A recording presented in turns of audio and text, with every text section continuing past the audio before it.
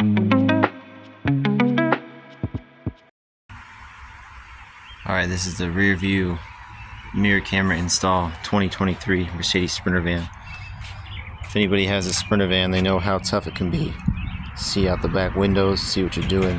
I ordered this Wolfbox G840S rear view camera.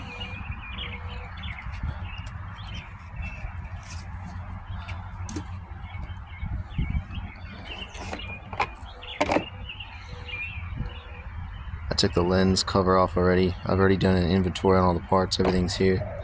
I did have to order some extra parts. There's a 32 gigabyte Lexar that comes with it, SD card. And I'll link in the description the other part I needed to order so that I was able to install the rear camera on the door. I'm gonna get this put upside in the car and I'll come back.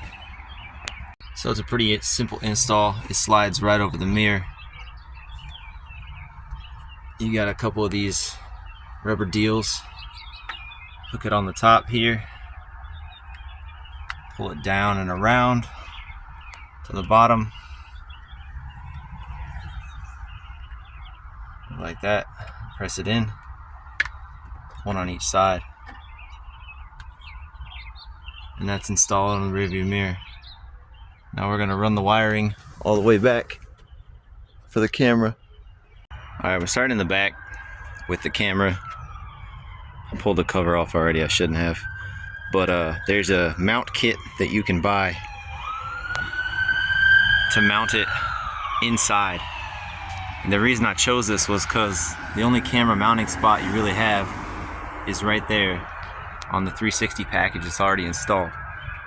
I have yet to see a camera mount for that light that doesn't get in the way of that camera right there. I'm sure you could install one underneath, but you'd have to drill holes into your camera, and I don't think that's a good idea. Plus, when I was watching videos for the install of this camera once before, the gentleman I was watching, he installed it inside his pickup truck in the back window. He already had a mount, so he didn't need one, but this one I found works for vans and SUVs and similar. It's a sticky type mount that swivels, and then you just mount the camera straight to it. I'm gonna get the wires ran and the camera mounted, and then I'll give you the details on how I ran the wiring. So far for the routing on the door, what I've done is I've pulled this piece of trim back. It's just 1, 2, 3, 4, 5 of these pull pin style. Pull this piece out, the rest of it pops out. You got to take 2 Torx bolts here. I believe they are T45s. T45s to take the handle off, and you can pop this piece out. I ran the wire down through in here to come out here, snaked it through the rubber piece, through the door, and then up through the hole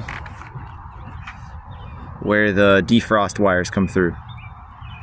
So this plastic piece, just with a little bit of effort, just pops right out. This piece right here is a magnet. Up top, it's a magnet. And then there's a couple of the yellow old style push that you can pop out. So I'm gonna run the wire up here and install the camera. So I was just looking at the wiring. This red wire here I know is for the backup. If you wanted to wire that in right now would be the best time, since you have this all apart. Take this bolt out here and this one down here for the rear taillights, and then you could wire straight in to the reverse light, or you could trace the wire out from inside here, and you could wire directly into the plug. So far the biggest challenge is getting this little guy out. He's seated in there just like this one. I have to pop that one out next. I pulled the rubber off of this to get the wire through. And then I'm popping this back off so I can stick it back in the rubber and then push it back into the hole. There's 4 little tabs. One there, one there, one there, one there. These little tabs here, all the way around. To come from the inside, either in the back side and hook it with your finger and push down, or you can stick a blade up inside there and pry it down, pull one side out. I'm gonna get this reinstalled and show you what it looks like when we're done. Some of the other pieces that came with the kit, they've got some of these wire little sticky attachment points. This thing came in the kit and was super helpful. Pushing the wire in all the way along the trim, all the way back. I just tucked it right up inside this trim piece here, up inside here, and then I came down up underneath here, and that's when I had to go up over the visor. There wasn't enough room to follow the trim all the way down and around the windshield and down through. But I'm gonna put some zip ties here and here to clean this up a little bit. I ran the power wire up and over, down and through. I don't know if you can see it, through this little here, and then down inside the rubber, up inside, inside the rubber here. Popped this out a little bit, pushed it in underneath, and went down this way, and then up underneath there, there's like a heater tube, and I just zip tied it there and zip tied it over there, which is super important that you zip tie anything that is over top of your pedals. You don't want any wires coming down when you're using your brake and your gas. That's pretty bad. I've had that happen before with some installs. This isn't super clean here. You could pop this plastic out if you wanted to and pop it inside there and then wire it in. There's also a kit that you can buy that wires it directly into the fuse, so you wouldn't even have to go this long route. You could just wire it directly into the fuse box inside there. So this is what you normally see in the rearview mirror.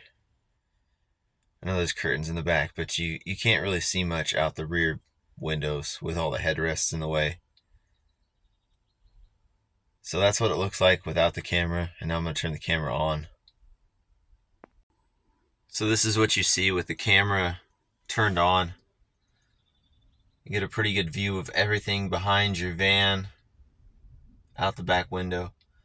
I do notice that this camera is a little zoomed more in than the dash cam. Actually, I'll start it up right now and I'll show you the difference between. So that's the rear view camera right there. That's what you see in the rear view backup camera. There's the tire marks where it's gonna go. And then if you look at this camera, it's zoomed in quite a bit more. I did not hook up the rear reverse light wire. I didn't want to have that feature on here since I already have the reverse cameras. I didn't feel like I needed to have 2 reverse cameras, and I don't know if it will change the view of this camera while you're reversing, or if it would still be a wide, more of a magnified view. But as it stands, I've driven around for about a week now with this camera installed, and it's a complete game changer. I feel way safer driving with my wife and children in the car with this camera installed. I can see the cars behind me, I can see the cars coming up beside me, and actually when they start to leave the rear view camera is when they come into view on this left driver side. So about the time that the sensor picks them up, the sensor will pick them up while they're still in the rear view camera. And when they're starting to leave the view of the camera, I can actually see their car next to me on the road. So it's completely changed the safety of this vehicle having this camera installed. So this is what the finished product looks like. All the trim piece put back in, everything reinstalled. Camera wires are all inside of this little flex for the door, so nothing gets attached or caught.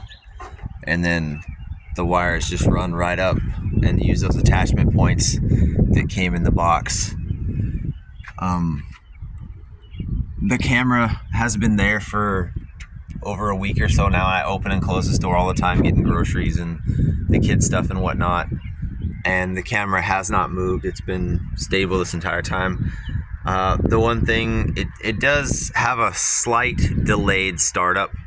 So it's not as soon as you turn the car on, it's got like I would say like a 2 or 3 second delay before it finally turns on fully. But I never use the camera right away when I get in the car anyway. I'm always using the backup camera right away, so it's not a big deal for me.